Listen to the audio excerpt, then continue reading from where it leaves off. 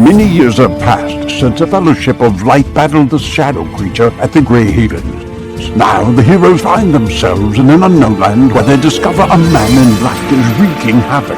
Undeath follows him wherever he goes, and long-forgotten legends rise again, having been possessed by his evil. Join the players of this Dungeons & Dragons campaign as they attempt to stop the man in black as he collects artifacts both on and off the Lonely Isle. Welcome to Tol-Erisia in Part 2 of the Inglorion trilogy, Rise of the Mor-lómin. Alright, welcome everybody to episode 59 of the Inglorion Bastards trilogy. With me tonight is another one of the players, this time my friend John, who played Mor-lómin. Welcome to the podcast. Thanks for having me. So I'm just doing a series of episodes for the listeners of all of the new players for the second part of the campaign. I think we had like 7 PCs in the second part of the campaign, which is way too many PCs. 4 or 5 is like optimal, but I just couldn't say no. I was really happy to have you with us. You and I have played D&D for a long time together. We also happen to kind of work in the same industry, which is how we met. But I was really happy to have you here, and really happy for you to play your character of Mor-lómin. And if you want, I'll let you. I'll stop yapping. I'll let you talk about him a little bit. Yeah. Well, thanks. And it was great to join the campaign and see where the story had been so far, and then kind of join it as it carried on. But Mor-lómin had a mysterious background, which was a lot of fun to kind of see the different characters kind of handle, and was basically kind of came in, and the group had a hard time deciding kind of what to do with me, really, and it was kind of fun to watch them grapple with it. So it's going to be a little bit hard to talk about your character without giving a little bit away. I didn't know how much you want to give away, or let's just go for it. Let's just go for it because otherwise this is going to be a really cryptic interview. So I'll give a little background. So and the listeners have heard this before. In the first part of the campaign, we met a character called the Creature in the Well, and it was a creature that had been here since arguably the creation of Arda. You could describe it however you want. How the creature maybe crawled out of the shadows, kind of like Ungoliant. And anyway, it didn't really have a name because it was around before things got names. They referred to it as Mor-lómin, and that in me like awakened this idea that there's a whole race of these creatures, and we named these creatures Avathari after the area that Ungoliant came from in Amman, which is a really sort of shadowy, mountainous region. And then you and I got the idea, right, to make an Avathari PC, enter Mor-lómin. Yes, and then planning the Avathari player. We spent some time finding a name. That was really cool to kind of piece together a name that I believe means like from the shadows or dark shadows. Yeah. So any number of things. That was kind of fun too. So I kind of show up on the scene, and the team doesn't know if I'm worth trusting or not, especially with some players having felt or been very intimately touched by the shadow. Yes. So essentially the characters we start with the characters in part 2 where they've just been arrested by the regent of Avalone, who has succumbed to the shadow. Essentially, is being sort of controlled by this shadow Maiar, and somebody who's normally a really good guy ends up locking these PCs who are clearly have just come over on one of Círdan's ships on an important mission, but they essentially arrive and he locks them up. And then we have John's character, Mor-lómin, who kind of stumbles in, like crosses, the ocean from Avathar. So you end up in Avalone, and they're there, and like you said, we didn't really define whether your character was good or bad. What we defined is what you said, and that's that you like the world the way that it is, and if the big bad or any lesser big bads come back and try to change it, that's not going to be good for you. shadow, right? Yeah, and we were like, it's, I would be basically these creatures we decided were kind of selfish and wanted what's best for their little land and kind of insulated. So in this case, I was aligning myself with good, but perhaps if they were evil, I would have aligned with them as well, just to get whatever it is that I wanted. Right. Well, it was a really fun idea to plan through. And you're right. You show up there in the prison, and all the characters have heard about was this man in black is kind of wandering around doing bad things, right? And they think it's associated with this shadow mire that they had originally let loose back in the first part of the campaign, and now it sort of came through the portal and is infecting people, and there's a man in black and a shadow, and then this man in black shows up and wants to release them from prison. And I think it was many sessions in that I was still trying to convince them I was not the man in black. You were a different man in black. Yeah.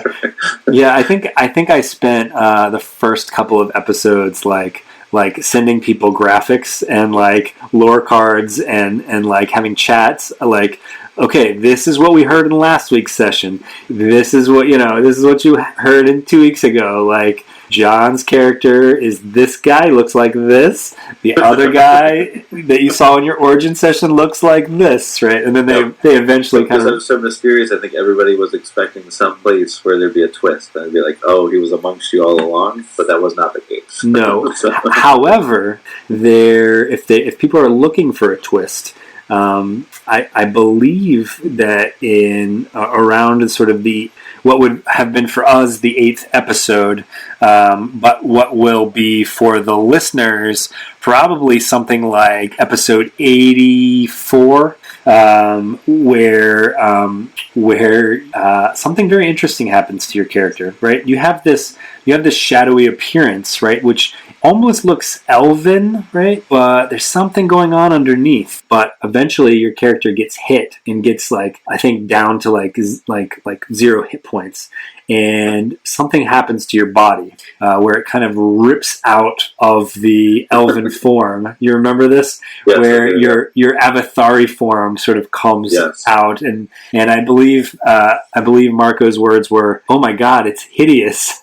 So this was because I had to play 2 different forms, and if I remember, my Avathari form had different abilities and some moves as well. So that was a lot of fun as well to kind of have the Avathari evolve during the session. Yeah, and there's plenty of evolution for your character left. I mean, your character was with us to the end, and so there's a lot that happens obviously in the second part of the campaign, but also a lot that happens in the third part of the campaign. And the third part of the campaign is called the Trials of the Valar. So you can imagine some of the adventures that Mor-lómin will go on. Let's go back to you for a second as the player. Tell us how you came to the world of D&D and Tolkien. Yeah, so I always been interested in D&D, but actually didn't start playing until I met you. So we played, I think, a pretty in-depth campaign of kind of the traditional 5e D&D. I think we started in 4th edition, buddy. 4th edition, really. And then we would play for a while, and then I would kind of take some time off and we'd come back to another campaign. And I reached out to you and I was like, hey, I want to get back into it. And you were in the midst of this campaign. And now you will never get back. You'll never do that again. So I was, relatively, not. I think I was probably one of the least experienced D&D players in the group. And it was, it was fun to play in this world that's based off of the D&D rules, but has its own kind of twist and its own take on it as well. It was a lot of fun coming into it. I've liked being at the beginning of campaigns and helping craft the story from early on, but it was kind of fun coming into a story that had been, had a past, and then you were a new character coming into it as well. So it's kind of fun. Well, and in some ways, part 2 of this started the characters fresh. Yeah, there's a little bit of history there, but they're essentially in a new place.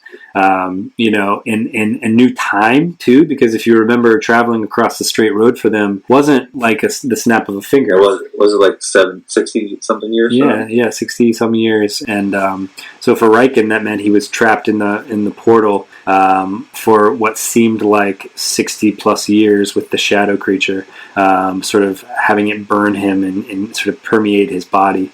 And where it didn't take him over, it sure left a scar.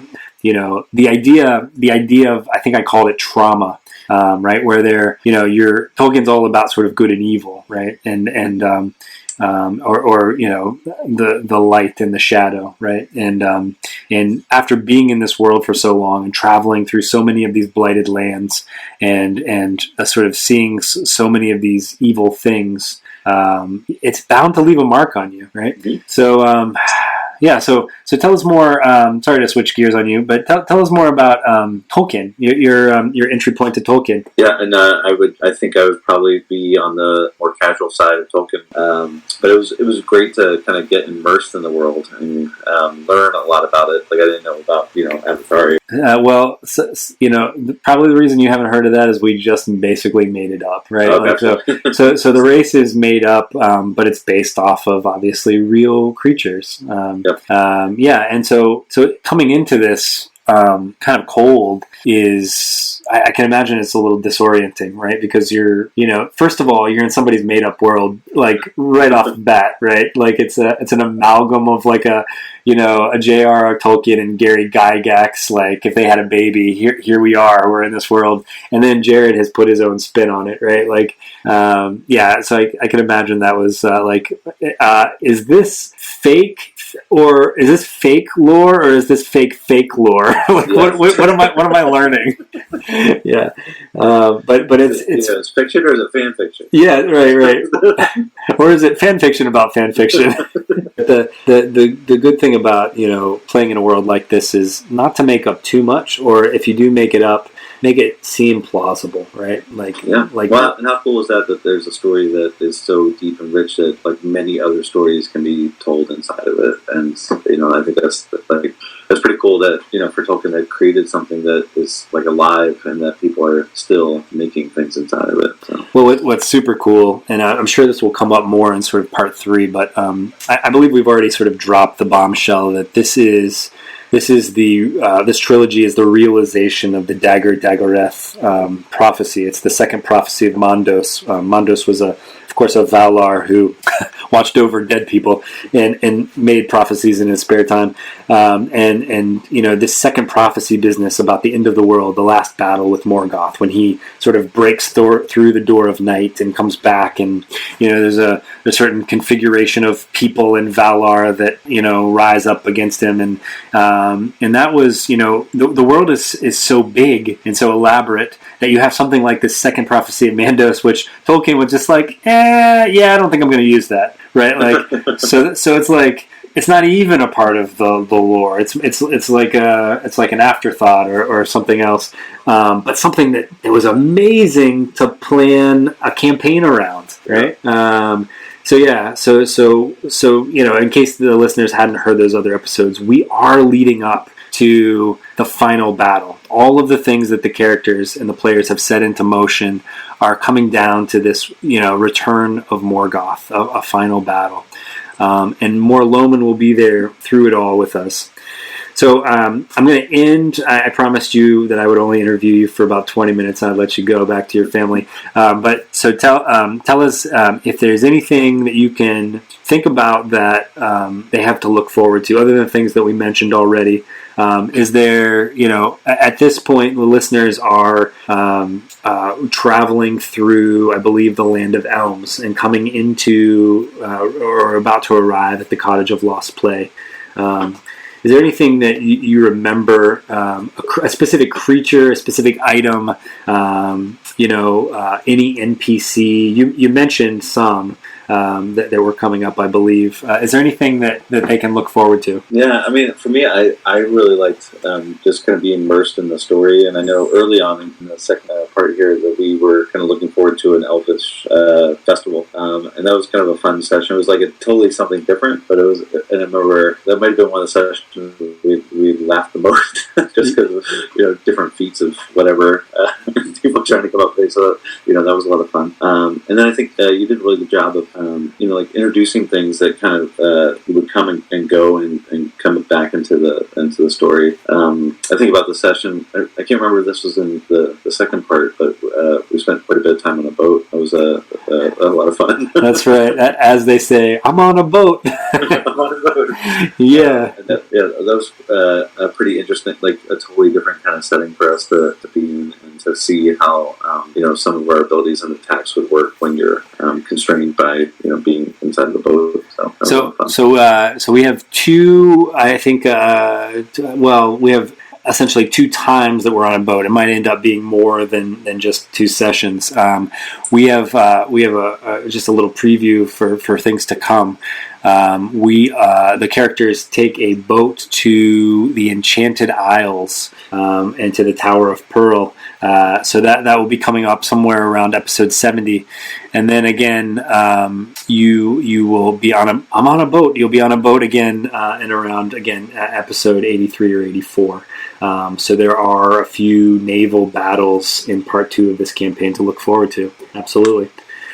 So with that, I will say thank you, and I hope I can convince you to come back for the player reunion right around probably episode 100. If you can, if I can count on you in another 6 months. Yeah, I'd be glad to be there, and thanks for taking this story and kind of preparing it into something that can be shared with others. But that's awesome. Thanks, man. We really appreciated having you, and I'll talk to you later. All right, bye. Though this marks the end of the episode, the road goes ever on. Until next time, join us at longwinded.one and consider giving us a review on Apple Music, Spotify, or really whichever platform you choose.